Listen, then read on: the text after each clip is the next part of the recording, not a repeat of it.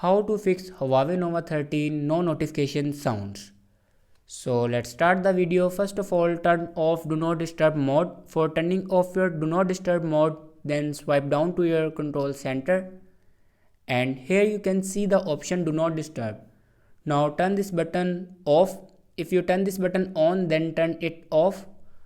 After turning off do not disturb, then turn on your notifications. For turning on your notifications, open settings and here you can see the option notifications and status bar.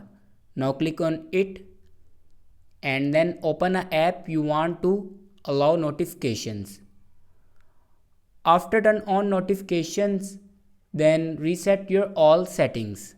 Open settings, then scroll down in last and then click on system and updates and then click on reset and then click on reset all settings and then again click on reset all settings.